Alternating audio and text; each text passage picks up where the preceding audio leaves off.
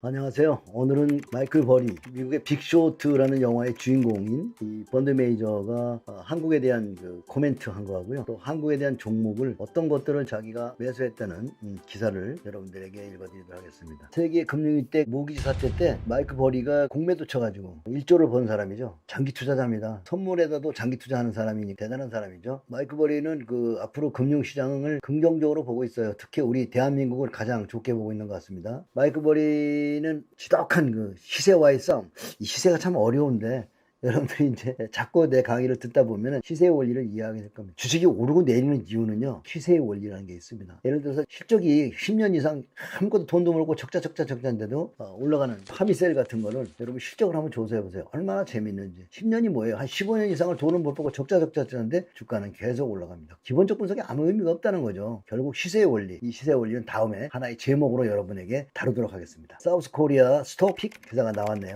마이클 버리는 한국 주식 대부분 매우 저렴하다. 한국은 많은 가능성을 가지고 있다. 이거는 짐 로저스도 얘기였고요. 블룸버그 혁신경제지수라는 게 있어요. 우리가 6년 연속 1등이라는 걸 아셔야 돼요. 대한민국은 대단한 나라. 그리고 또 세계 반도체 1등, 2등 하이닉스, 삼성전자가 다 한국에 있잖아요. 이 반도체 없으면 지금 세상에 아무것도 할 수 없잖아요. 세계적인 배터리 회사가 다 우리나라에 있잖아요. 이 두 가지만 해도 대단하고, 대단한 게 엄청 많습니다. 한국이 대단한 게 너무 많다는 거, 국민들은 주식에 대한 생각이 별로 없다는 거, 한국 주식이 많이 갈 텐데 왜 가느냐는 이따가 나오게 됩니다. 뉴스핌에 났네요. 쇼트 마이클 버리, 이주일표 경영 참여, 배경 파악 중, 오텍도 투자했다는 기사에 나 있네요. 이 기사에 난 내용이니까 참고하시고, 기사에 났다고 해서 추격 매수 그럴 필요는 없겠죠. 일단 관망하시는 게 좋습니다. 이 사람들은 장기 투자하기 때문에 개인 투자가들이 기사 보고 들어간다고 바로 올라가지는 않을 겁니다. 부자가 되는 길은 왜 주식인가? 이걸 한번 여러분 좀 생각해 봐야 되겠죠. 결국 투자하는 사람이 별로 없고 가치가 저평가되면요, 주가는 올라가게 되어 있습니다. 그 이유에 대해서 설명하겠는데, 세계의 금융 이해 조사에서 말입니다. 세계 143개 국가 중에 우리가 77위랍니다.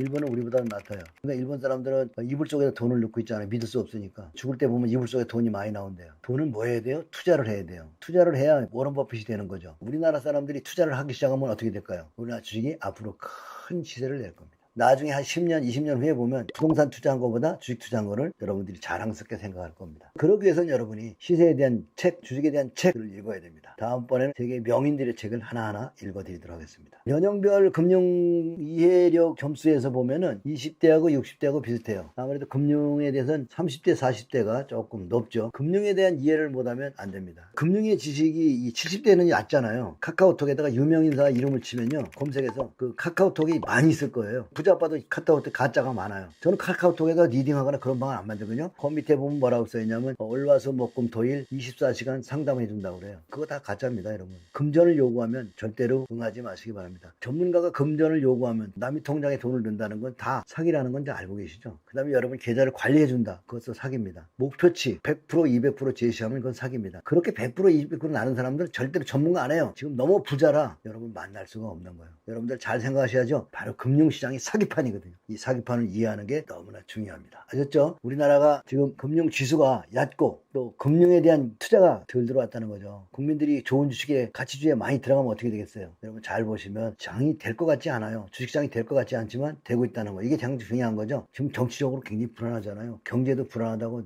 뉴스에는 고용이 안 되고 수출이 안 되고 말이 많잖아요. 그렇지만 주가는 올라간다고요. 불안하고 이럴 때 주식을 좀 사고요. 경제가 호황이 될 때는 여러분 주식을 좀 조심해야 되겠죠. 이게 가장 좋은 비밀입니다. 근데 우리 시장이 많이 갈 수 있는 건 한국이 금융의 인지도가 얕기 때문에 서서히 인지도가 올라가면서 주식시장에 돈이 들어오고 사람들이 주식에 관심을 갖게 되면 점점 더 우량주들의 가치가 올라가려 생각합니다. 오늘은 여기까지 하고요. 다음 여러분들 명인들 이야기를 가지고 찾아오도록 하겠습니다. 안녕히 계십시오.